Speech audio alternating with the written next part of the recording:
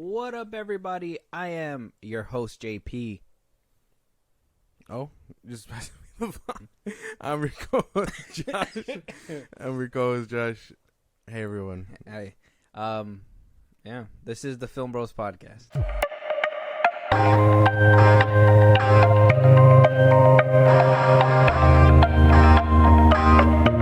See, and this is why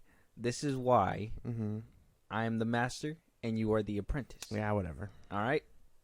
And if you guys don't get that hint of what we might be talking about today, we're still not going to tell you, because first, before we go ahead and go into the topics and into the conversation that we're going to be having on this episode today, I want to let you guys know to remember that we have a slew of older episodes. For those that are new to our podcast, welcome, and we appreciate your guys' support. We hope to see you guys or see some kind of interaction from you guys. And if you guys are trying to support us in a big way or trying to let us know about a topic you guys want us to talk about, a movie that you guys want us to review, Josh, if you want to let them know where they can let us know. Twitter, TikTok, Instagram, FilmBros Podcast. We post when new episodes are up. You can hit us up there for any news or movies you want us to cover, or TV shows of any instance. I know those probably take longer depending on when they come out, weekly or full season, up to y'all. But hit us up there.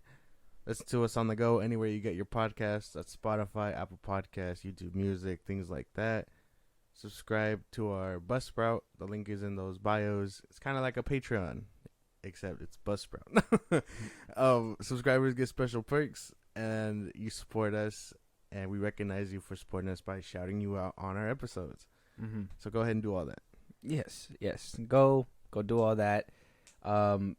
We are going to be trying something new with this episode. We usually do movie reviews, or we do like mid-season reviews, then we go ahead and we jump to the full season review. But today we're going to be discussing the first two episodes that dropped. What was it, Tuesday night at 6 p.m.? And the show that we're going to be reviewing today, or at least discussing, I don't think it's a full review, right? No. It can't be a full review. It's not considered one of those. Yeah. Josh, if you want to let them know. Ahsoka 2023. Everyone in the Order knew Anakin Skywalker. Few would live to see what he became. Before the end of the Clone Wars, I walked away from him and the Jedi. In this war, you will face more than just droids. As your master, it's my responsibility to prepare you. I won't always be there to look out for you. I could use the help. Once a rebel, always a rebel. Don't be afraid. And trust your instincts. I know you can do this, Ahsoka.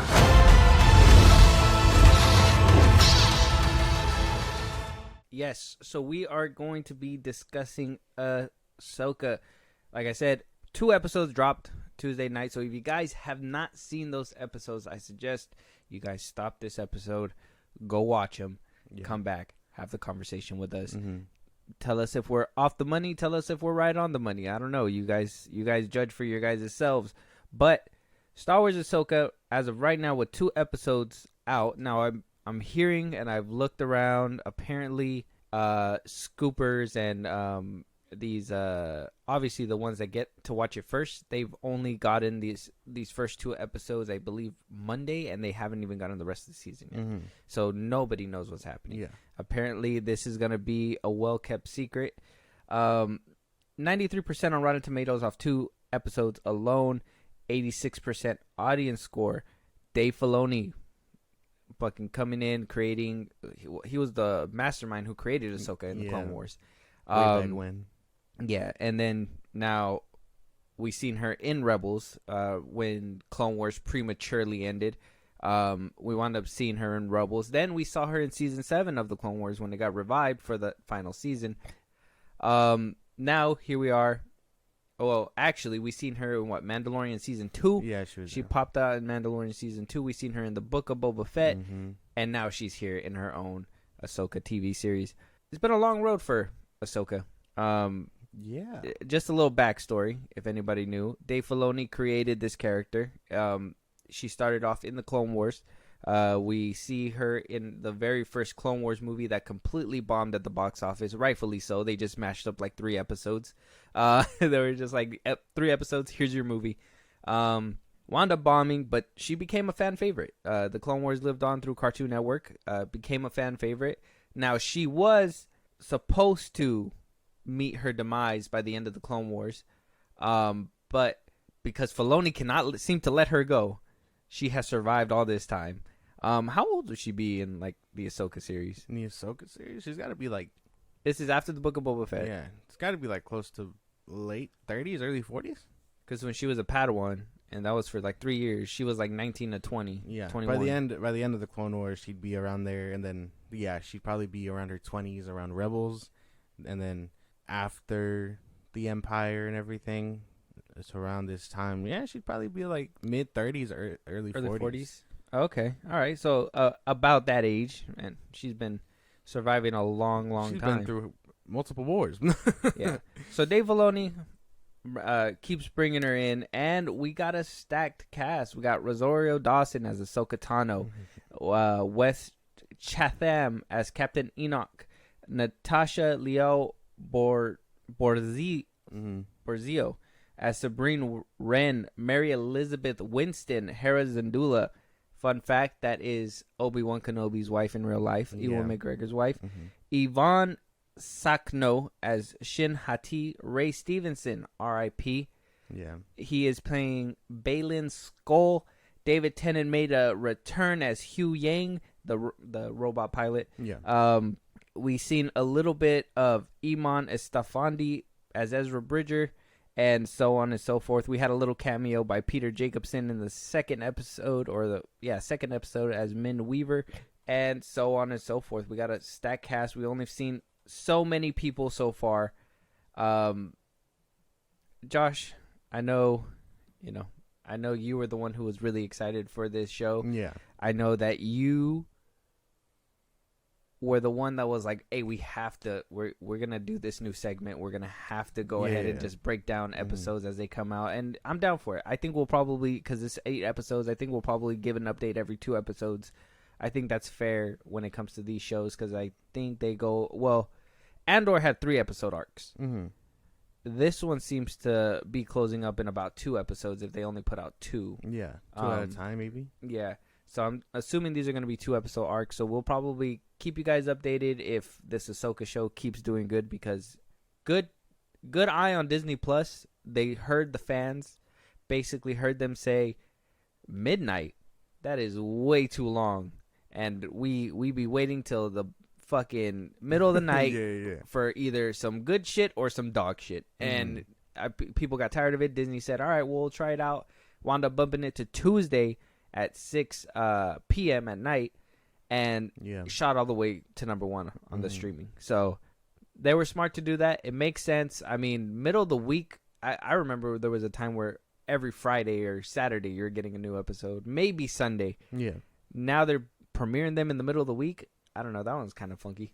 I think that's just the formula nowadays.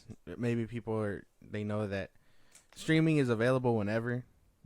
And while way back when it used to just be like, hey, whoa. First of all, you're not about to say way back when. You're not about to say way back when and skirt over it like I wasn't going to hear it. Well, with way back when, I mean, like when people had like cable and things like that. Like cable, it was a time slot thing. You had to pay for that back slot. when you had to wire your cable box to your television. Yeah. And then commercials. With streaming, it's just like, hey, we can drop it anywhere. And if you have your own platform, we could choose whatever. So yeah, Tuesdays is a fitting thing. I think early in the week is probably where it's at, because most people probably don't spend their weekends in anymore. But I don't know. That's Disney's whole formula right now. Just Tuesdays, Wednesdays, because even Clone Wars was dropping like every Wednesday, right? When it was premiering? Season 7. Oh, season 7. Yeah, it was premiering on Wednesdays. But when it was coming out on TV on Cartoon Network, that new episode came out every Monday. And I remember that, because every Monday, that would be the only thing that I'd be excited for after like school, was like, hey, let me go watch the new episode of the Clone Wars, especially when season 3 hit. Pristine. There was something else.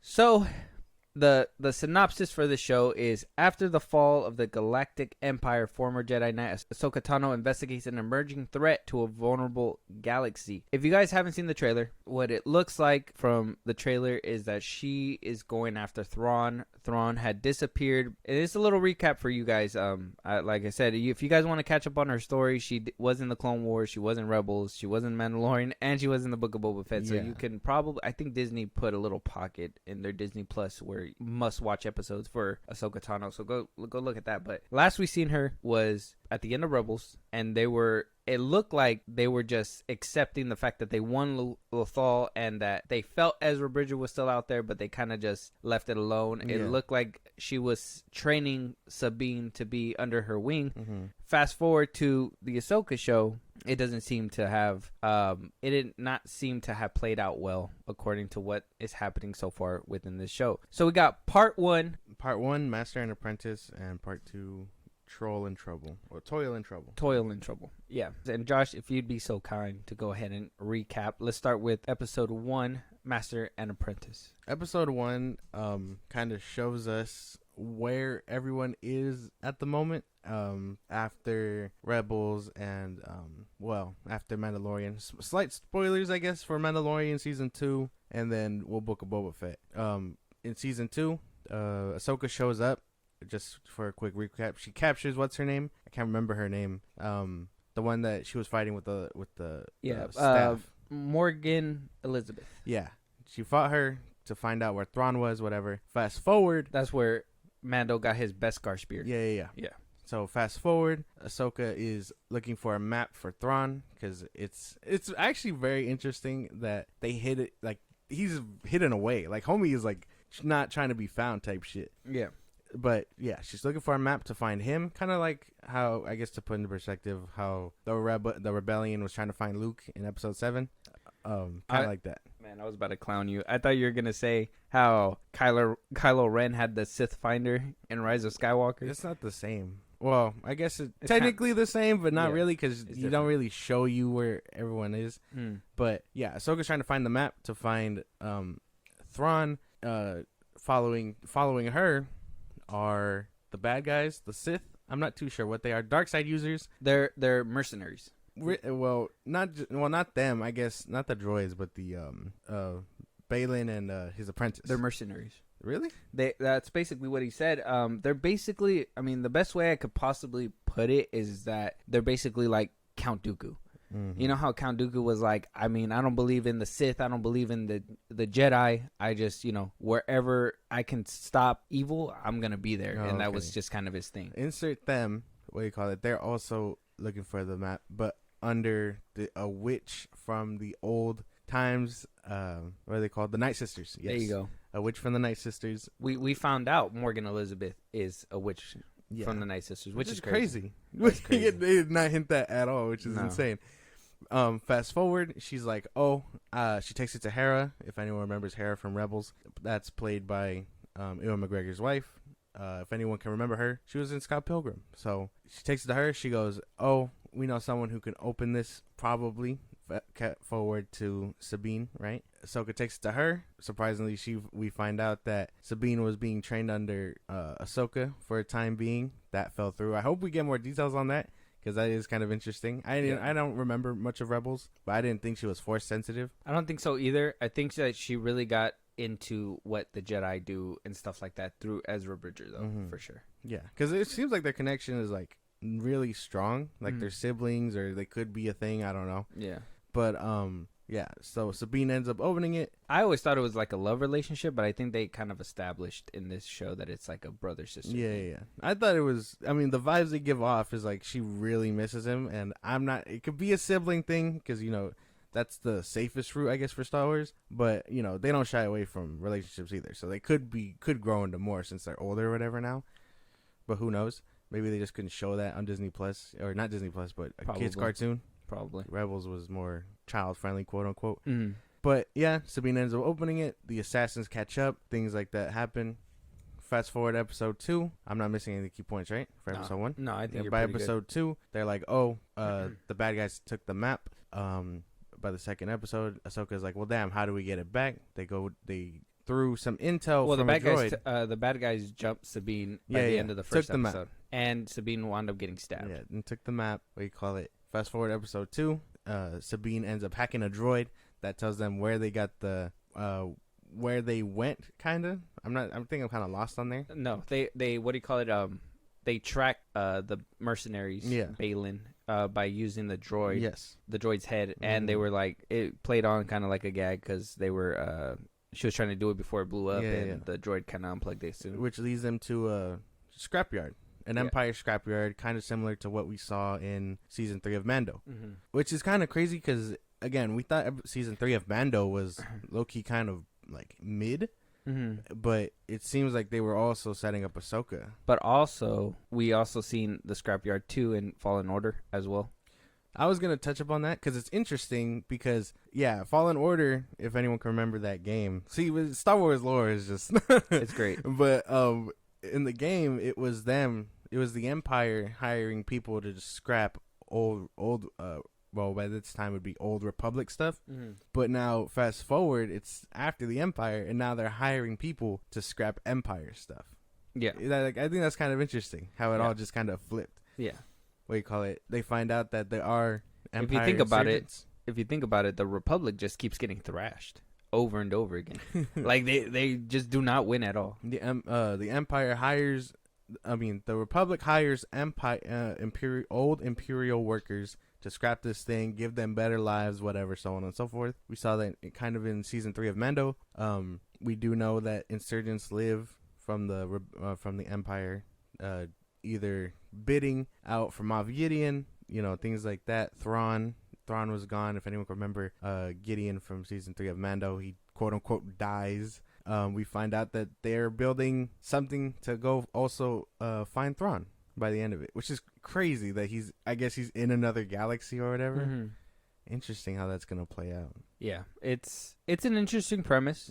I very, very confusing because I think what really made this, now I don't know about you, but I was never 110% like a fan of Rebels. I was more... It had its moments. Yeah, and that was the thing, is that it had its moments, and then so the rest of the bullshit had to be basically scraped along with the good moments. Yeah. And a bullshit moment for me, and spoiler, Ahsoka had died at one point by the hands of her master. There's a beautiful scene. Go check it out. Is when she finds out that Anakin had became Darth Vader, and they wound up bringing her back via time travel, through different dimensions. And at the time I was younger, I was like, okay, this is it's whatever. But now I kind of look at it and I'm like, there's some repercussions to allowing that to have happened, right? And then they could just completely retcon it because not a lot of people watched it at the same time too, so it's not really that big of a deal. But then they get to where they are now, well, towards the end of Rebels, right? And Sabine and her are supposed to be like good by the end of it. It's like, oh, Ahsoka's back, whatever, we're gonna train and stuff. So for me, I try to get back to watch Rebels again so I can catch up with the show because they basically said this is Rebels season 5. It was very hard. I can't say that I'm like a Rebels fan. What do you think? I think I've only seen Rebels twice. And I do want to go back and rewatch it just so I can catch up. And I'm going to look up a list to avoid filler, basically. They're all filler. There's only like... In season 1, there's like 3 episodes that matter. And in season 2, there's like 5 episodes that matter. Exactly. So if I could just skip all that, watch what's important, like I'd prefer to do that. Because I don't think they have that for Disney+. I think they only have that for Clone Wars. Yeah. So it's... Rebels is fine. The animation, again, I know a lot, that's like the biggest people's critique, but honestly, like, you couldn't beat Clone Wars animation. I know. I remember when Anakin showed up, everybody Yoda showed up, like, he looked just as funky. Like, their characters designs weren't the best, and it's crazy because I know live action and animation, 2 different things, but you got better looking people in the fucking live action than you do in the animated. Oh yeah, because it was animated. Even that mural that they show in Ahsoka shows them kind of what they look like in animation. My thing is it's crazy that they saw that they had Clone Wars animation that was damn near almost perfected at the time, and they were just like, Disney was like, no, we're gonna do something completely different. I have no idea why they changed it. because even I was kind of like, what the fuck is this at the time of it airing. Yeah, I remember when it was coming out weekly or whatever. But yeah, Rebels is fine. Again, it has really nice moments. Like, everyone remembers the Obi-Wan versus Maul scene, that Vader scene you just the best talked scene about. in the whole series. It was like really, and it's fucking, it's, but I'm not trying to make this like a Rebels thing, but it blows my fucking mind that Filoni put out this bullshit ass fucking show and still managed to put these hard hitting episodes in there. It was kind of like he was dropping little nuggets, like, this isn't mine, these are mine. You know what I mean? And it kind of translated to when we saw The Mandalorian, right? Everybody, when they saw Dave Filoni's name on the episodes, they were like, it's gonna be fire. Basically, We already, and he hasn't missed yet, right? Yeah. I don't think he's missed even in the first. Well, we'll get to that, but I think that he has potential. I think he's really good, but I do think that there is some things that is being hindered for sure. I think the one thing is just his love for Ahsoka, because I think he was really ready to close the chapter. But I think after everyone was kind of like, Ahsoka, what the fuck? You know, and then, you know, she became, because he put her on this path of just like greatness basically after she showed up, I guess. Like, she shows up, goes through her first arcs, and then like it really cements that she's supposed to be something special basically after she's revived by the what is it, the daughter, I guess. Yeah. And then, you know, that puts her on the path of like this being this great thing basically after all that, I feel. After the Rebels. Well, Or the Clone Wars. Well, after the Clone Wars, after that, that's what cements her thing. She's like this great warrior. She can do so on and so forth. She leads the Republic and becomes just this beacon of like what the Jedi should be. And then, well, she quote unquote dies again, and then she's brought back as like this being and entity for positive force. That's what she was with the big ass staff or whatever, if I can remember right, by the end of Rebels or so. But yeah, I feel like he put her up on this pedestal, and now he's really trying hard to not let go, if that makes any sense. Because, and that's exactly it. I thought that she was gonna meet her maker by the end of the Clone Wars. Like, it would have been poetic that Anakin do her in, if that makes any sense. Kind of, right? I mean, and then we kind of got that in Rebels. So can he walk it back again and do it again and give us another emotional showdown? Don't answer that. That's for a little bit later. I have some questions on that we're gonna lead up to something like that. But first thoughts on I want to episode 1. Yeah, let's talk about episode 1. Let's start diving into that one. What were your first thoughts when you were done with that one? I really liked it. I told you that without going into too much detail, but honestly, I feel like I get that essence of Star Wars. Same thing I got with Andor, but a little bit better, I guess. Like I can tell even if these 2 episodes are just the pinnacle of this show and the rest of it is garbage, I feel like these first 2 episodes were a great way to come out swinging, because that first episode was something nice. It really catches you up to speed on where everyone is, what's going on. If you watched Mando or watched her appearances in Mando, Book of Boba Fett, so on and so forth, we know she's looking for Thrawn. Yeah, and along the way she's gonna find Ezra, hopefully. But I just really ended up liking it, from the action to the sequences to the music. There was a lot of good music in these couple of episodes. I think overall I just really enjoyed it. Yeah, and like I said, I think Filoni doesn't miss. I think he's a good director. But I think I don't know what it is, man. I think these TV show budgets is just not cutting it, because it feels to me, and maybe this is me sounding like a spoiled kid about it, but like it feels to me like I'd be watching like an expensive version of the CW show compared to like a Star Wars movie, if that makes sense. Because when you watch a Star Wars movie, when I watch a Star Wars movie, even the sequel trilogy, and I'll tell you, they're not my favorite, but even the sequel trilogy, it feels like I'm watching somewhat of a Star Wars movie. And when it comes down to these shows, they captured a certain light when it came to Obi-Wan. But with this one, I don't know what it is. I do appreciate the Easter eggs that he throws in there. I do appreciate the little things that he does for these episodes. It's just, there's something about it that still doesn't say, like, Star Wars, if that makes sense. I don't follow. The lightsabers, that's one thing that I'm going to complain about it now. And you guys heard me before. Lightsabers are a big deal for me. They did not fix the lightsabers. Dave Filoni being the leader of this, I got to say they should have done better. I appreciate that they are starting to actually use it and cut through things, which is great, but it only seems like it's cutting through droids as of right now. It's hilarious to me that they put droids in there just so they can cut them down, basically, just for cool cut down scenes. Well, I don't know that either, because she stabbed Sabine. Right. That's gonna be another point. I don't want to. That's the thing. I don't want to like start off by shitting on this episode, but I guess shitting on it and then cleaning it up afterwards is a nice gesture. Nobody dies off stabs anymore. Don't nobody die. Han Solo got stabbed one time and he fell to his fucking death. He could not stand anymore and he completely died. We've seen multiple people get stabbed and get like brought back like nothing now. Nobody dies anymore. Well, she got stabbed in the side. It's all about where you're stabbed. It's all about positioning. My boy, Basically. She's missing ribs now. Well, no, because she got it like right in the side of like her gut. We're gonna start doing anatomy notes. Well, regardless, that's what happened. People get stabbed before, and it would basically be a death sentence. Now it's like you get stabbed and you can still be patched up. And to me, it's a cheap emotional ploy, and it's a cheap pathway when it comes to storytelling. Especially, I will say right now, I don't like the story plot either of Ahsoka and Sabine having this friction, because at the end of Rebels, like I told you guys, is that they look fine, they're good and everything like that. Now all of a sudden it's a few years down the road, and I get it, shit changes, there's problems, but why is it that they have to have this friction? Why couldn't it be, I went on this mission to go find Ezra while she decided to let him go because it's been so many years or whatever. There's no way he could be out there, blah, blah, blah, blah. So Ahsoka is over here, hell-bent about doing that. Let me go find him. Let me go find him. Let me go find him.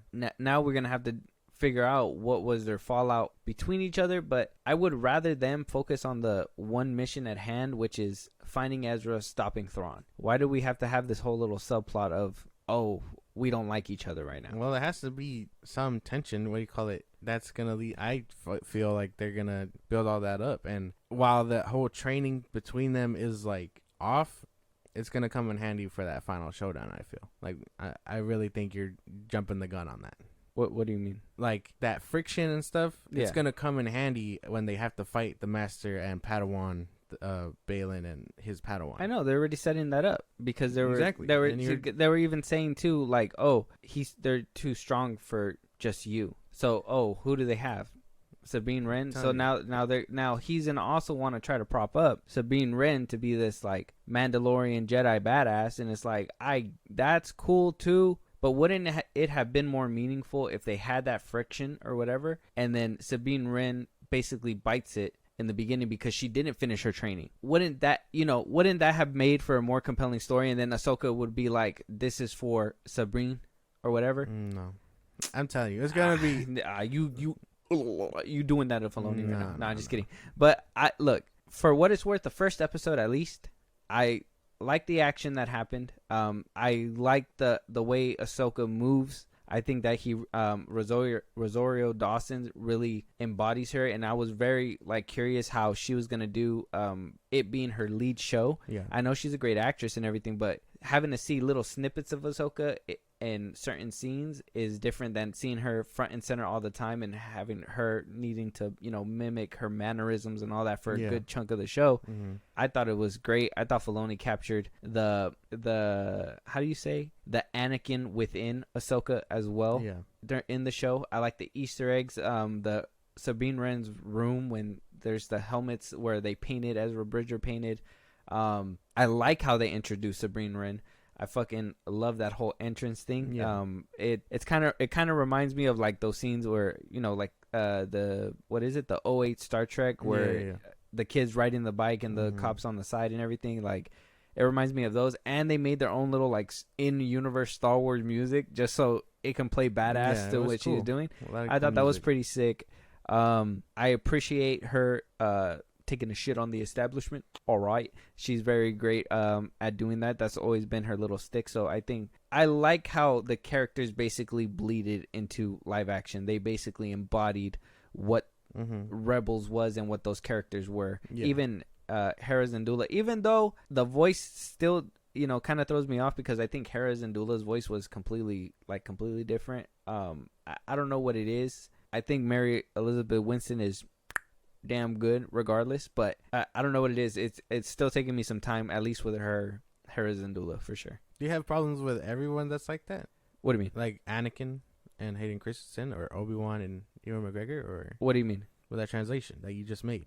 The way they translate them? Well, the voices. Do you have that problem or no? No, because I think when what do you mean, like Obi-Wan Well, to you like just the Clone Wars show? you just said Hera sounded a little different than Elizabeth, and then Yeah. now I'm curious. Do you have that problem with Obi-Wan, Anakin and Hayden and whatever? With Obi-Wan in the Clone Wars, no, because I think they kind of got it kind of the same. I think he just went a little bit more British in the Clone Wars than what Ewan McGregor does, or Ozzy. Is it Ozzy? Yeah. And then with, obviously, when I first saw the Clone Wars, I am used to it now, me being older now, but when I first seen it, it did bother me that Hayden Christensen didn't come back to voice it. Interesting. But now that I'm older and I've gotten used to it, it's whatever now. But in the beginning, I did have an issue with that. And now it's kind of like, oh, okay, well, now the Clone Wars is a big part of my life. I guess I can come in between. I think where they fucked up for me was when they put homeboy who voiced Anakin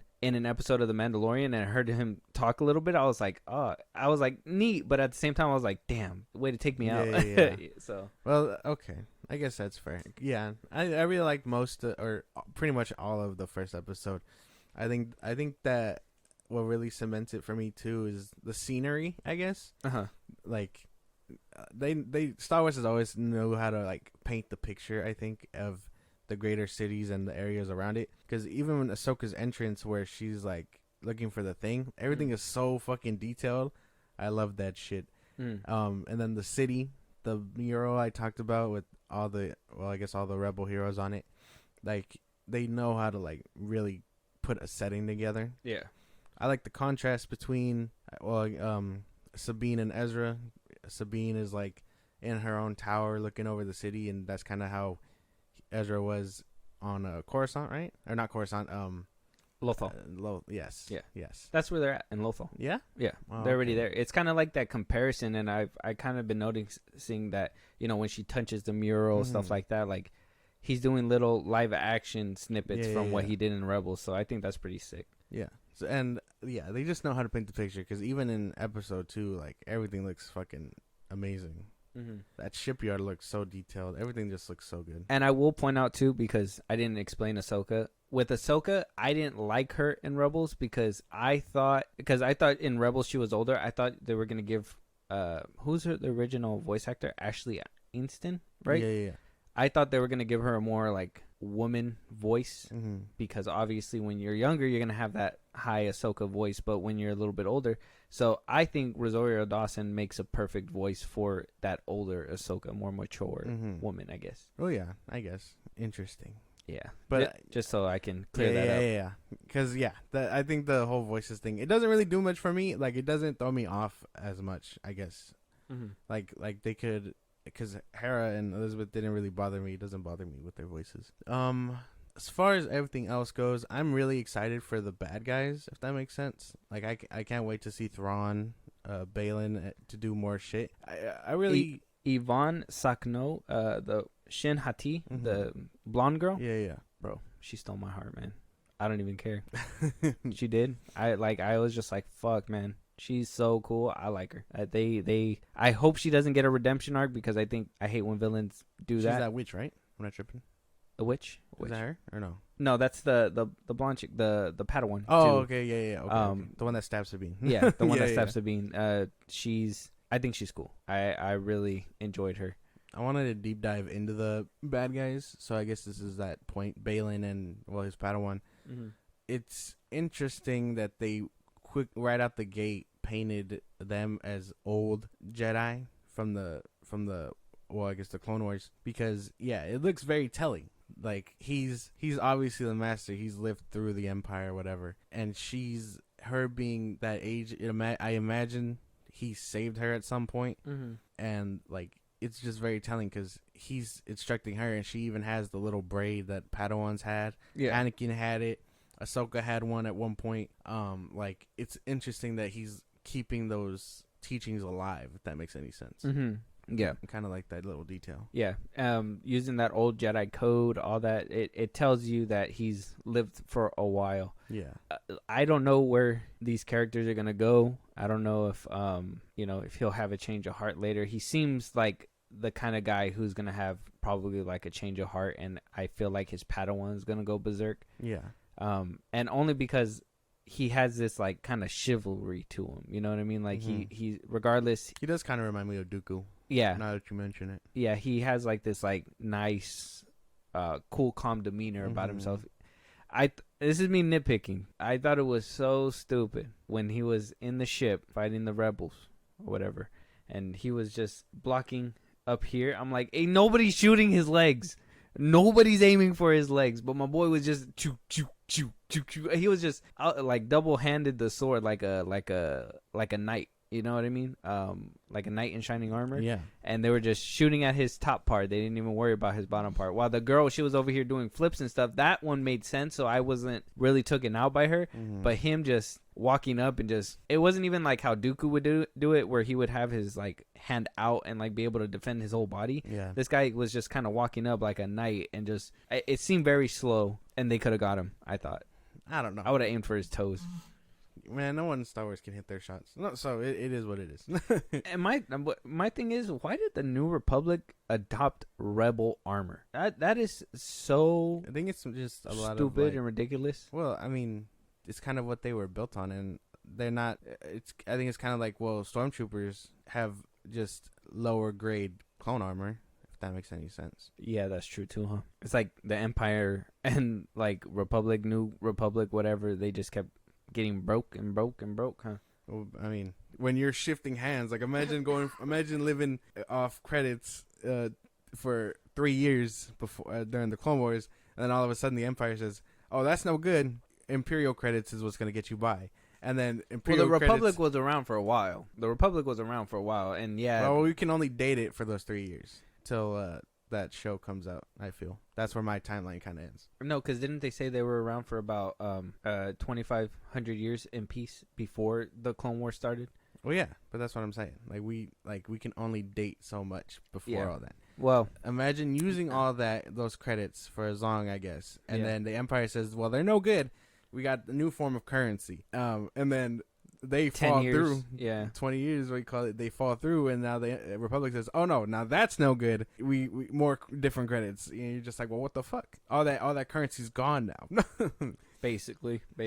But I am excited for these two mercenaries. I'm actually excited too. Honestly, how you said too, Morgan Elizabeth, the now being revealed as a Night Sister. I don't know if that was like Filoni just trying to like fill in the gap on where she was, because we didn't really know that he was her secret right hand man in Yeah. Mando. She was just what was she doing? She was just like terrorizing and taking like resources Yeah. for them, kind of thing. So I didn't know that she was the right hand, so I appreciate that they put her up more of a threat on that regard. But I never even would have guessed that she would have been part of the Night Sisters or anything like that, because they didn't even mention that at all whatsoever. Yeah, no. So that's a cool little touch, because, and especially on Filoni's part, because Filoni, and you could tell with some of the scenes in this episode too, Filoni, you could tell he loves the prequels. Where a lot of people did not like the prequels, you can tell he loves the prequels. So he loves bringing stuff from the prequels over here to his to what's happening right now, and I appreciate that him keeping it alive and branching it through that long. Because a Night Sister being alive for this long, that shit's crazy. Oh yeah, because I mean, I guess by now the record is, well, the chick from Survivor, right? And then or Fallen Order, and then her. She's in Survivor. Yeah. That would only make two of them out of the entire galaxy. Well, depending unless on if there's more. Yeah. Unless there's more, yeah. But for all we know, that it's those two, which is really interesting, because I don't think they hinted her. Even how as she being said one too, either. she was like, "I'm a survivor," and it's like, well, fuck you are, fucking A. Yeah. I mean, the Jedi kind of, quote unquote, the Jedi During kinda that night, did you dirty. During that Night Sister battle, she just like laid there. She was like, she slipped away. Yeah, that was in the Clone Wars, so go check that out. But first episode, I'd say it was pretty solid. The action was there. I appreciate everybody's introductions. I don't think he like made anybody feel any less important to the show. Everybody had their own epic introduction. Yeah. I love seeing these characters in live action though. I will say that it's a great feeling to be able to see that. Yeah, how it's all translated. And especially knowing what's coming up later down the road. But let's jump into episode 2 now. Episode 2, the Pathfinder had gotten it stolen. Like I said, I didn't really like that Sabine Wren was kind of left alive, but here she is. She's in the hospital.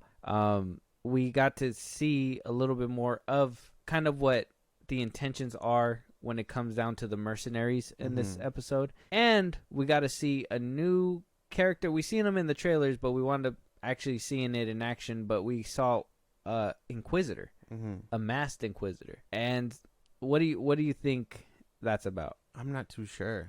I think he looks cool. I'm sure he's gonna end up being like the Snake Eyes of this whole thing. Like he's gonna be some badass, hopefully, and they don't waste him. But I don't know what his deal could be. I don't know who he is, like obviously behind the mask or whatever, what his deal is. He's just another paid mercenary for right now until further down the line with new episodes coming out. I hope he's crucial. Like I hope he's not just a throwaway. I hope he has some relevancy in here other than, oh no, I'm just in it for money type shit. Yeah, speculation where on the street says it might be Sam Witwer. Ain't no way. That's what people be thinking. Yeah, of. people are dumb. They need to let.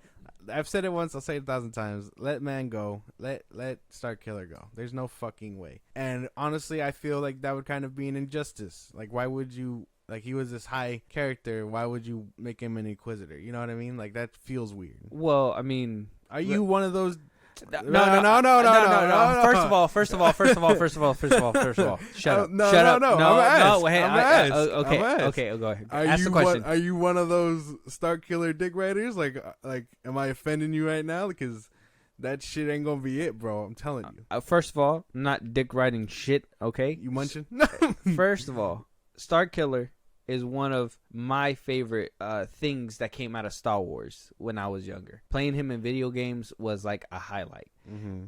I personally would like to see Starkiller within this universe. I don't know if this is the way to go about it. I wouldn't say do it. I will say that if they did decide to do it and they did say like, oh, he's the last Inquisitor or something, and he survived this long because he was the apprentice or whatever, and they give him a backstory or whatever, and they build upon it, sure. But if they just put him in there and they kill him off, then no. That would make it ridiculous. I would want to know what's going on behind there, and it would have to make sense, and it would have to be worth it. And if it's not, then no. Because then, at that point, exactly that. Then you've tarnished what I loved all these years, you know? I want something that's going to actually be hard-hitting and worth Sam Witwer to be put into this universe, you know, after him leaving Darth Maul now. But I'm not dick riding anything, but I would love to see him in live action, 100%. I will not even lie about it.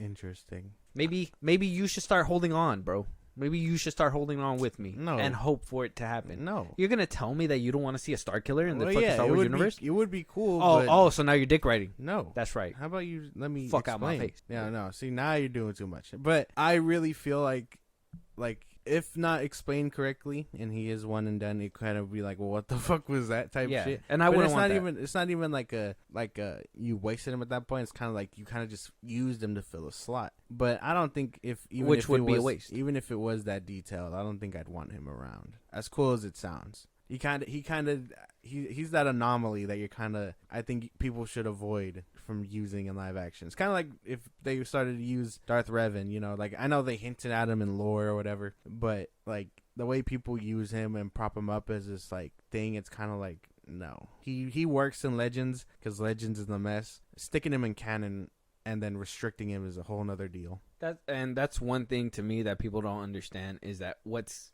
canon, and this is why, like I said, it would be nice to have Starkiller, but you know that it's a disservice.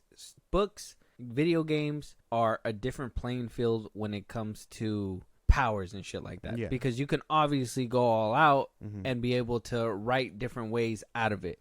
Whereas in a movie, it needs to make sense not only to the people watching it, but like just the story in general into the larger canon that is out there, especially with Star Wars. You're gonna have to put him in there, and if he's this all powerful, why didn't Emperor Palpatine go after him? Why didn't Darth Vader go after him? You know, so there's a balance. So if they're gonna put him in there and just completely deplete him, then it's like, well, then what's the point? Because he was this all powerful. Obviously, they got to put him in the hierarchy when it comes to canon on screen, but I wouldn't want to see him down in the dumps. He shouldn't be all the way at the bottom. And if he's this badass Inquisitor who said, hey, I'm gonna be able to survive all the trials, even after all the rest of them have perished, I will be able to sit there and be like, we'll see what happens. He did give Ahsoka a run for her money though in that fight. I mean, she kind of brushed him off like nothing. My boy took his sword back. That shit was sick. All angry as shit too. He was like, and then she was just like, she sidestepped that shit. She said, that shit was clean. That was clean. I really like that. But yeah, I think I hope he becomes something prominent, even if that isn't Starkiller. But it would be a really interesting curveball, I feel. Yeah, because I personally thought too that they were just gonna fucking end him. I thought he was gonna be the disposable ass fucking no but he face. lived. Yeah, so he survived. I thought he was gonna be the one. Like I said, they were using like droids to cut up and shit. I thought he was gonna be the faceless body that she was gonna be able to cut up, but like he wound up surviving. So it sounds like they're saving him for something important. Well, yeah, because I mean, Star Wars does kill people, but if they're alive, there's a reason why they're alive. If that makes sense. It's not like Darth Maul where they kill him and then he comes back and then he lives for as long as he did. Because yeah, he lived with a purpose, but he was meant to be a one and done at one point. This guy being alive and not being killed, I'm sure he serves a purpose. I hope. Yeah. So at least with those characters, because I think that's mostly all the characters we got. I loved the returning, basically the mayor of Lothal. He came back to play Krabs. He came back to play the live action version as well. Great little touches. I really, in this one, even though they're working together, well, in the beginning, Sabine was kind of left alone for a second, and then she winds up joining them, and that's when because she visited the shipyard without Sabine, huh? Yeah. It was just her and Hera. And then after that, they go back, they pick them up, they start creating their plan, and Sabine is still wondering whether she should go or not. Yeah, she winds up coming to the realization they go. Did we feel like there was still friction there or no? A little bit, but I think it's more of just like, hey bro, we know they're gonna get along, so the show is kind of just like, okay, we got to start moving things along now, regardless of that friction. So I'm sure they'll butt heads along their journey along of this show, touch up on why they fell out, so many years ago. But I think the guard is starting to lower because, I mean, think about it. Ahsoka saw her hold her own, which is interesting ability because she has that Force Echo thing that what's his name has in the game, Kestis. Yeah, that Force Echo thing that she was using to like play out the scene or whatever. Remember that? Trying to remember. Ahsoka? Yeah. Oh, that's right. Okay, yeah. She has that little like Force Echo thing. Yeah. So that's a nice ability she picked up. So she knows that Sabine kind of used her training and held her own right there. So I think she knows that, yeah, there's potential there, untapped potential that she didn't even get to break into because of their whatever problem they had. So I think the guard is now down. It was really nice seeing her in the armor. That was cool. Yeah. Her hair short and everything. Like, I can't wait to see her rocking the whole, like, helmet. And that was another callback to the Rebels. The whole cutting her hair just like Kanan did. Yeah. That was pretty nice. So I can't wait to see what they continue to develop. Random ass. That was random. Huh? It was interesting to see all that. But yeah, just shooting up at his head, aiming for the head, but they were missing his leg. It's the same thing. Why do they keep shooting Captain America in his shield? But it's because the star is there. It's a target. It's meant to distract. Well, yeah, but a lot of it is. I think that friction is gonna go away, and then we'll see them be this iconic like Padawan and Master eventually. Yeah, oh, man. Every time she showed up, every time Hera showed up, I was just like A1. That shit was A1. I was like I like her as an actress. She's Feed so me the cool. manja. Yeah, she was cool. And then like I like how they were showing her being a great pilot right out the gate. Like she hasn't lost any of her skills. She's General Hera. I like that she's leading and part of the like the Army Corps or whatever the New Republic has. Yeah. I thought that showed growth in her character, Mhm. coming from, now that we're getting the backstory within the Bad Batch, coming from troublemaker who always rebelled and always had issue with authority, to now being one of those to help save Lothal and the galaxy, really.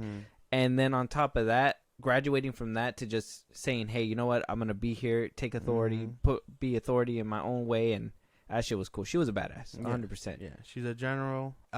Interesting enough too, because I mean, she showed the ship shows up in Rise of Skywalker. Yeah. So like the speculation is there if she was part of that whole thing or if it was Ezra or whatever the fuck. But yeah, that was nice to see. And then Chop, I like seeing Chop. Chopper, his little fucking attitude. That droid is like so fucking bad. It was nice seeing Chopper. Yeah, Chopper's cool. I like. It's funny that they started putting. It's funny that they were able to really easily translate him into like live action. That shit was great. I like the practical side of it too, where they use a practical droid, and then when it comes down to like the hands moving on the side, you could tell it's kind of like, maybe that's another bad thing, you could tell they're kind of CG, but then when you're up close at the hands, they're practical claws or whatever. And maybe that's a bad thing, but at the same time, I understand there's limitations. Well, yeah, because even then, I think they kind of balanced that with Hyung, the droid, the one from the Clone Wars, I guess. Yeah. Because even sometimes he looks real. Like I think when he's in the pilot seat, he's real because he's not doing stuff. But when he's standing there and when he's like talking, whatever, I imagine some of that is CGI. Yeah. So it's really nice to see that you literally idolize both. Not everything is CGI. Not everything is practical. When it's time to do shit, it's obviously fake, and when it's just calm and talking, it's real. Like that's pretty cool. Yeah, I'm telling you, Filoni knows how to do his fucking job. Yeah, he knows what he has the eye. Like I said, I just think at this point, maybe we could talk about it. I think TV show and like TV show budgets is what's really hurting him at this point. I think they need to give him that movie. I think they need to give him that movie budget. I think they should have bumped his budget up.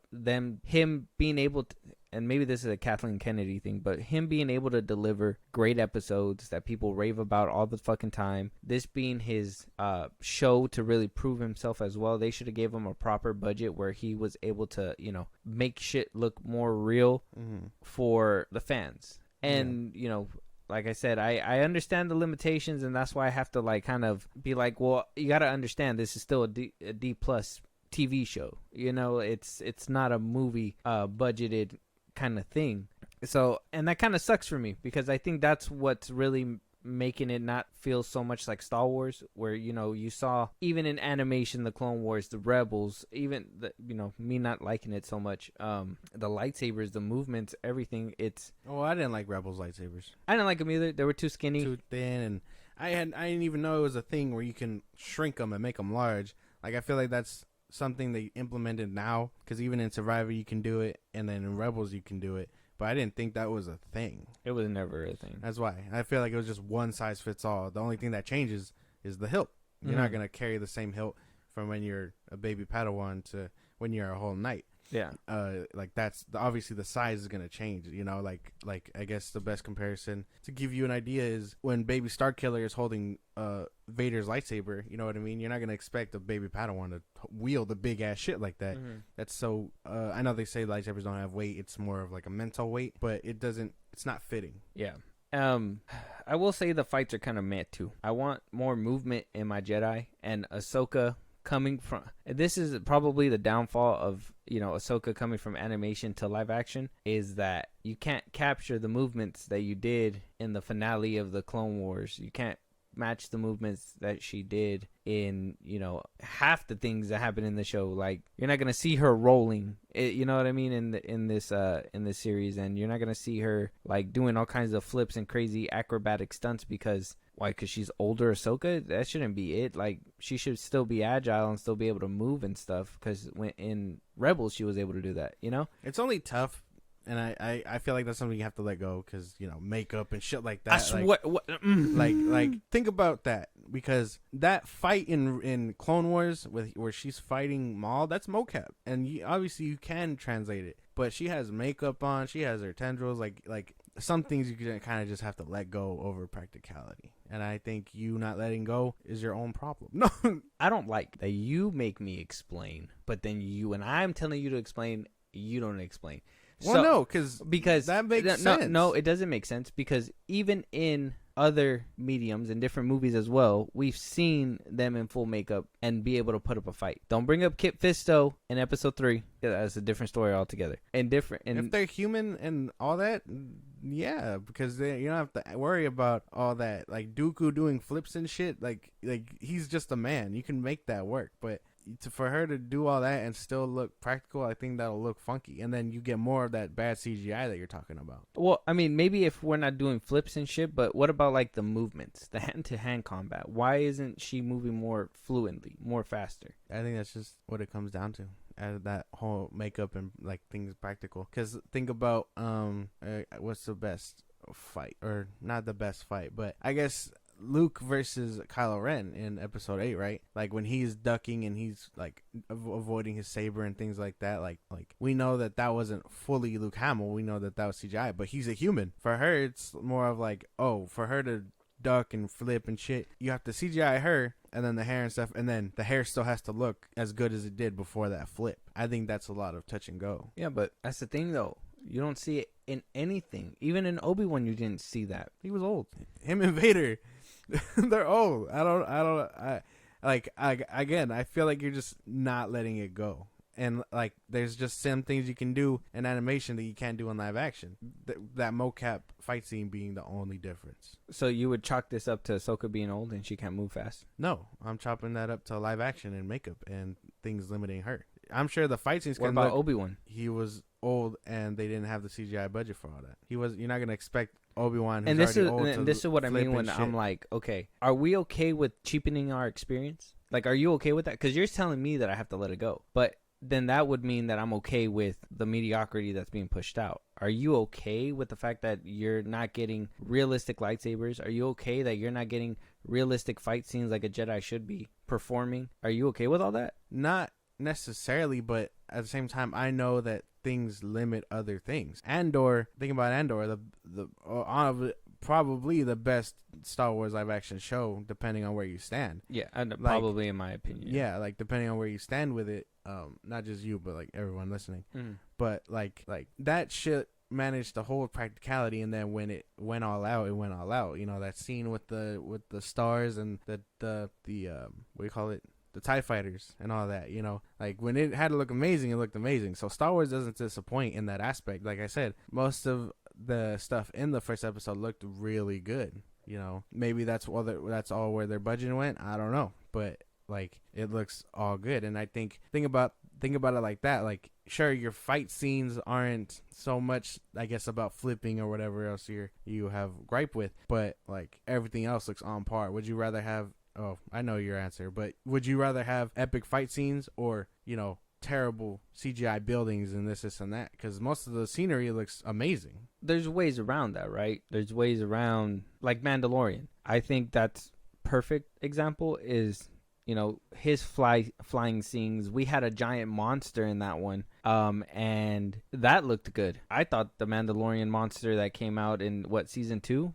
Right? I thought that one looked amazing. I thought it looked great. I didn't have an issue. I don't think there was really any shows I had any issues. Even in season 2 when they had that the starship fight and you know the boom bomb from Boba Fett and all that stuff, like there was no issue with CGI up until what show was it? What shows have we had? We had Mandalorian, Boba Fett, Obi-Wan, Andor, and now Ahsoka, right?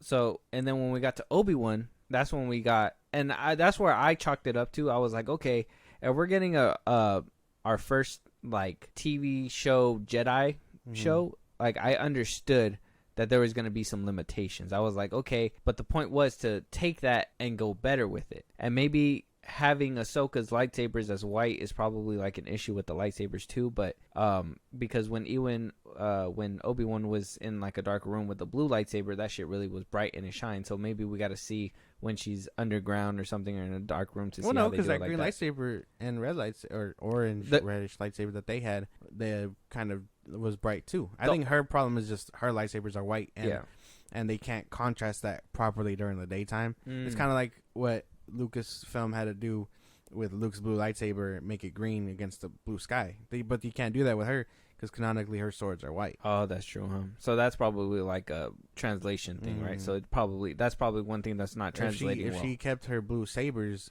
it would look, I think, 10 times better. But because we know that they're white, you can't really change them to fit the sky or whatever. So that's translation. Yeah, all you can really do is make the ground dark or whatever, and then just do your best with lighting. Yeah, that's about it.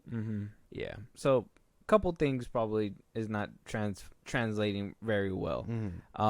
But I will say it is a step up from what we got from Obi-Wan, but it's not exactly where I want it to be, I would say. So as for right now, I would say I'm interested in where this is going to go, but at the same time, I don't think my hopes are 100% up high when it comes to this show. I think I got high hopes. I really did enjoy these first 2 episodes. And again, these 2 episodes could be the pinnacle. You know, this could be just best of the best. Filoni only tried for 2 episodes, and then the rest of it kind of drag on. Well, Filoni didn't even direct the second one. Well, you know what I mean. Like he like wrote it all or whatever. Yeah. They said that this is his fucking pinnacle. Like this is top shelf shit from him. So like even if the direction and all that is kind of bad and the writing holds up or whatever, that's a whole different conversation for when we do a full review. But based on these 2 episodes, I'm very interested on where this show goes. Like, I can't wait for the next one. Like, Tuesday needs to hurry the fuck up type shit. So, is it going to be coming out every Tuesday now? Yeah. Did they make an announcement for that? It's every Tuesday. But I feel like I was shitting on the show for, like, a while. You don't have anything that you have any grapes with at all? You can't tell me that this show is all a bucket of rainbows and bliss for you. Because if that was the case, they would have had the great fighting that they had in Star Wars. And then that's when you would have probably been in my face like, oh, look, they got the fighting that you wanted. Now shut up. Well, no. Obviously, the fighting, I guess, is something that isn't there right now. I did like the Sabine and the other chick's fight. Like, that was something nice. Like, I think that was something this show... God damn! Oh, shit. Sorry, but I think that was something... That was probably a great way to introduce, like, the lightsaber fights and things like that. Yeah. And, like, even as lackluster as the fucking... her versus that Inquisitor was, I still like that was kind of badass, and then it ended on a badass like note / cliffhanger for when the next time they do show up and they duke it out. But like I think most of the fights were, one of them I really enjoyed, and I can acknowledge the other one was subpar. Hopefully all of them aren't subpar, but like so you thought the second episode was kind of less than the first episode? A little bit, only an aspect of like, I guess, spectacle, if that makes any sense.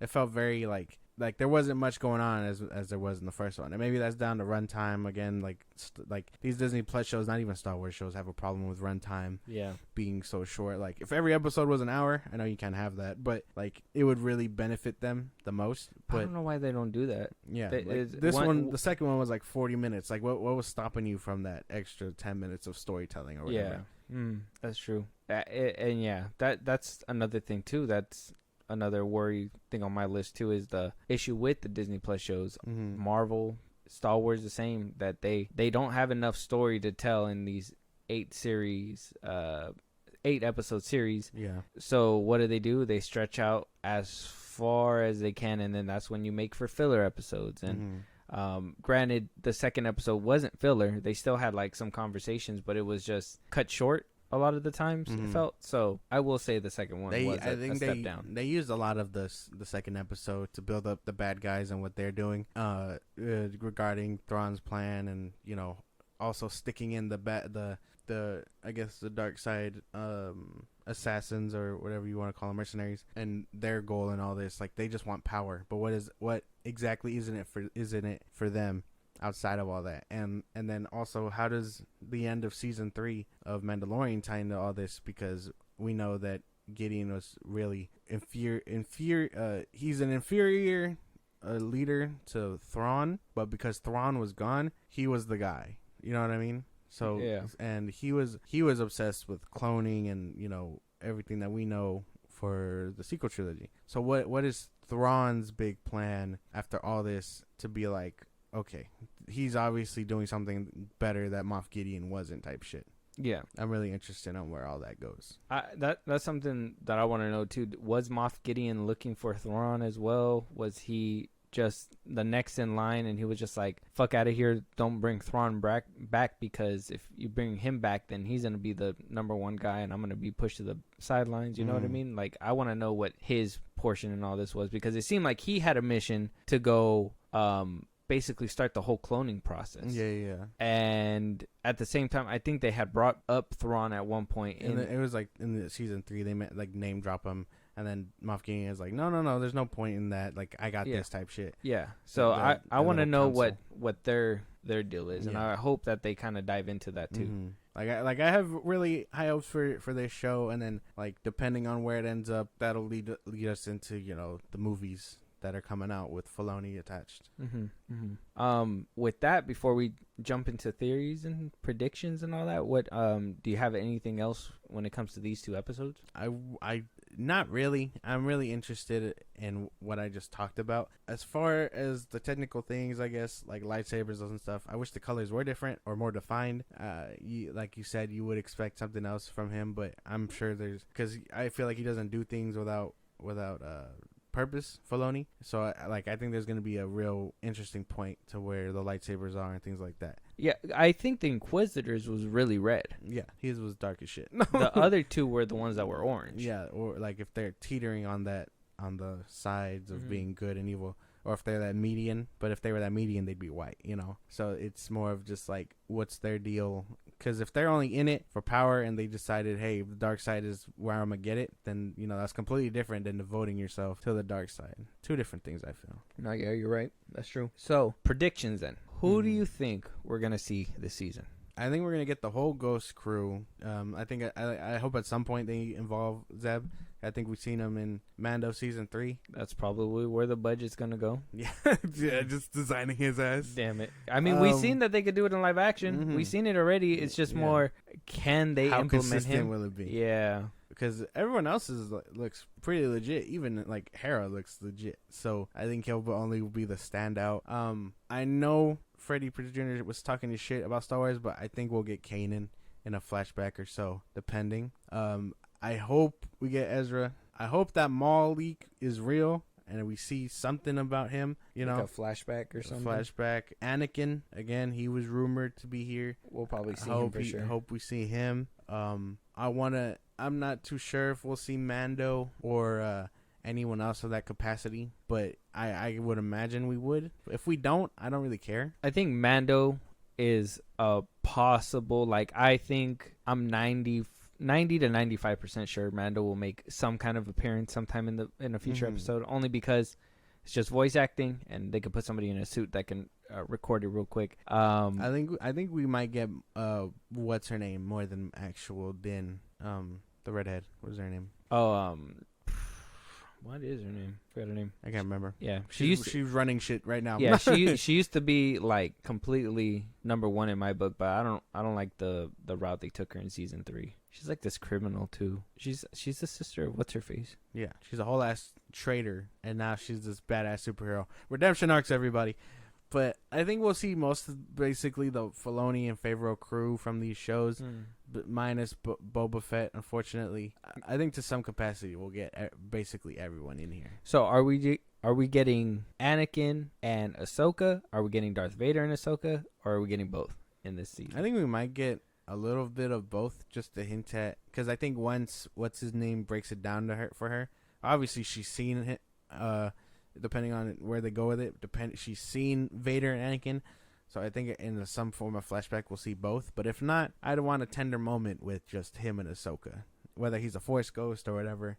Like, I'd want that in live action, kind of like what they did with Obi-Wan. Yeah, like if he's just like, "Hey, Snips" or something like that. Like I would jump out of my seat for that shit. I'd be like, "Oh, like that!" Like the reaction I gave to seeing Luke at the end of Mando season 2, right? Yeah, that shit was crazy. Like I would, like, that brought me to tears. And if I see that, hear him in any capacity, I also will cry. Like it will do some very emotional damage to me. I know it. Emotional damage. No, yeah. There's a few that I think that's on my bucket list too. I want to see something between, like a flashback between Anakin and Ahsoka. Hopefully in the Clone Wars times, they would have to get younger actors probably, unless they de-age Hayden Christensen again. Like they did in Obi-Wan. That shit's still crazy to me. But I think we're gonna see something like that. Yeah. I don't think we'll get too crazy. Another person that was being kicked around that could be under the Inquisitor mask too, that I think would make pretty fitting too, especially because Dave Filoni kind of used the Master in Rebels, is Barriss Offee. Yeah. Oh, yeah. That a lot of people were the chick that kind of betrayed her. In the Clone Wars. That because we never seen what happened to her in the Clone Wars, and we seen her master in Rebels, that she was dead, but she was being used as a beacon to lure in Jedi to Inquisitors. So I mean, that could be a possibility. I mean, unless, did I see boobs on that vest? No, it looks like a regular plate, like a man plate. Man, I mean, it could happen. Who knows? It could. I'm not too sure if that'll invoke a decent reaction out of me. Like, it'd be more of just like, oh, that's the way she's been. But you know what I mean? Because I don't know. I know there's obviously beef there, but I think the way Anakin settled it and the way she got justice by the end of it, it's kind of like, okay, you know. So you wouldn't want to see her back? Not really. You would just she purged in Order 66, more or less, yeah. That's where you would kind of keep it at. Damn, dirty. Why? I just told you why. Like, they just opened the gate and they just said, pew. Well, yeah, they had her in prison. I wouldn't imagine prisoners that were things like that would have gotten it first. Yeah, executed real quick. No, they had, especially if they had no way to defend themselves. Yeah, it would have been done. Yeah, well, I mean, they were gonna go in there and off Darth Maul in the one cage. So. Oh, well, Darth Maul is a different story. You don't fuck with that man. He's a caged animal as it is. You don't fuck with that man. But I don't think Barriss or anyone of that capacity would have made it. Okay. So maybe not her then. Maybe scratching her off. Any other people you might think might be under that mask? Until they make it a point that that person has value, it could be a coin toss because I have no idea. So you still feel like he could just be a throwaway? Either that or because again, he didn't. I don't think he said anything. Like I said, I call him Snake Eyes because he does kind of look like that. But I don't know what his deal is until we get more of him. I want to know what his stake is, because we basically, up until that fight, we only saw those two, Balin and the Apprentice. So it's kind of what is his deal here? Why is he sticking with them? You know what I mean? Yeah. I'm sure he has a part to play, and if he doesn't, sure, okay, fine. But again, they don't do anything. This is just me theorizing. They don't do anything without a purpose. He has to have some importance. I know it. So potential importance, but still could be a throwaway, and you don't want to get too invested and get your hopes up on what could be under the mask, and then he just gets cut up. Basically, I'm not gonna do that. I'm gonna let myself get my hopes so high, so when I shit on it during the review, it's gonna feel genuine. You know what I mean? I guess you can do. You have all the free ways to do that. I can't stop you from that. Hey man, let me ask you something. I'm gonna ask you. Okay. Why you get so offended when we talk about Star Wars? Is it because it's a passion for you? Yeah. I it's a passion for me too, but I mean, even with shit that I feel is a passion, I could tell you where it's fucked up. I could tell you Attack of the Clones. I love the prequels, but I could tell you Attack of the Clones is probably the worst shit that came out of that. And I can acknowledge that as a prequel fan and still say it's still good in my heart, like how you can with the sequels. Don't be one of those Star Wars fans where it's oh, suck my dick, you're wrong, suck my dick. Well, I just get passionate about things I like. Can you bleep that out? No. What do you call it? I just get passionate about things I like, whether it's DC, Marvel things, or even Star Wars. And I could acknowledge it too, but at the end of the day, I'm still gonna choose to protect it passionately. You totally I don't like the premise of the sequels or whatever, but it's when you dig at it blatantly, and I'm just no, there's reasons for that. No, there's some nitpicky shit in there. Just like there's nitpicky shit in prequels and stuff like that. And I saw this tweet, not to cut you off, I saw this tweet where man's posted like an 8-minute video, and he was talking about the sequel trilogy and why it's the worst or whatever, and that the prequel was better, and like not for the sake of conversation, I was like, fuck off, like I think the sequel trilogy does a lot better than the prequel trilogy. Whoa, only in the sense. Now, let me explain. Okay. In the sense of like, people think that the Attack of the Clones is the weakest link, and that Phantom Menace is boring, but is only saved by Darth Maul and the Battle of Fate at the end. So that was my initial point, and then it all derailed from there. But like, some people's heads still can't wrap around that those two are the weakest links compared to the sequel trilogy, depending on where you stand, having one weak link or 2 weak links, depending where you stand. That's what my whole thing to that person was, and then they decided to keep going, and I was just like, I'm done. But I get very passionate about talking about my shit. Like, if I came down to it, I would also defend the prequels, and I wouldn't call them boring, but I know some people do.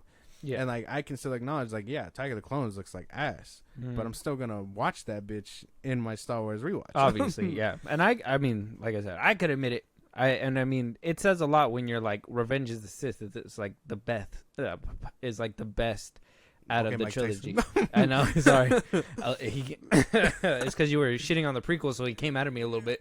I was about to right uppercut you. The thing is that, and I will always say this, at least with the prequels, they had a singular story that they were following, and I think that's why, regardless of like how boring these two are, they can, and like obviously they CGI and all aside, I mean, they're the ones who paved the way for like CGI everything, like CGI people. So I mean, that aside, because they did a leap forward for everybody in the fucking industry. You can honestly just chalk that up to like, oh yeah, build up, and then third one is like the final, like the payoff for everything. And that's why I feel, at least with the prequels, that's why people are able to now come around and love them a little bit more, because I think they could see it that way, where it's like build up, finale. Yeah. And with the prequels, it's always like, oh, there was no direction, blah blah blah. So it's like there's build up here, but then there's a different build up in the middle, and then the execution is just eraser, and then on top of that, beginning of something that started in Force Awakens. You know what I mean? It just it gets jumbled up, and I think that's where like all that disconnect comes from. But that's only just the problem with no one singular storyline. Yeah. But I get the passionate side, but calm down. No. Calm down, because, you look like you're balling up a fist there, and I don't like it. I feel unsafe. Security. But it's a lot of, it's just passion. That's it. It's like, I really like what I like, and obviously what I don't, I shit on kind of hard. Yeah.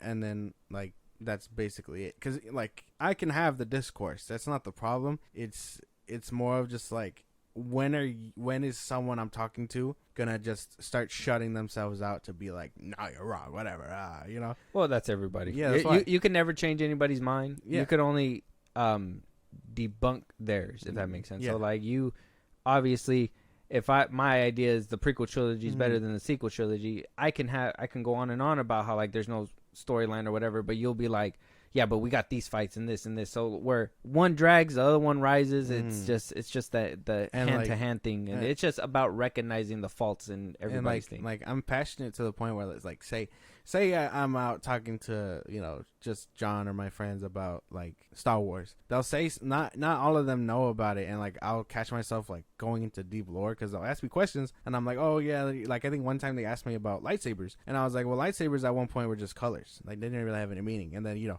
they started adding meaning, and so I broke it down for them, and then like they'll poke fun of me, and I'm just like, oh well, you asked, and I'm gonna give you the detailed answer. I'm sorry that sounds a little nerdy for y'all, but like, you asked, and I'm like, if I didn't know it, so they'll be like, well, I don't know, but like, it's all that passion and nerdy stuff behind it, where I'm just like, oh, I'll tell you, you know, and then so on and so forth. Which is great. It's good that you're well detailed, because I think that's what makes these kind of conversations fun. This is not a casual conversation. You can't have this kind of thing casually. No. 100%. They won't be like, well, explain Star Wars, and you'd start from the OG trilogy, but then it all kind of just falls into a rabbit hole after that, and it's like, oh well, Luke mentions the Clone Wars, but at that time we didn't know what the Clone Wars was, or that Anakin was part of it. You talk and then about so Star on and Wars. so forth. You talk about Star Wars. That one dude in the background, Star Trek. I swear to I'd God. be like, bro, Darth Vader will choke the fuck out of Captain Kirk. Like, there ain't no point here. Oh my God! But either way, Star Wars is obviously off to, well, at least Ahsoka's off to what was a decent start. Second episode was kind of meh. We can both kind of agree. It kind of took a dip, but it wasn't the worst thing that we've seen. So, so far so good. When do you think we're gonna see Ezra in this show? There's 8 episodes. I'm hoping by maybe the 4th or 5th, just so we can get that big reveal. But I think Thrawn will show up way before that. You think we're gonna see Thrawn in the next coming episodes? And I think so.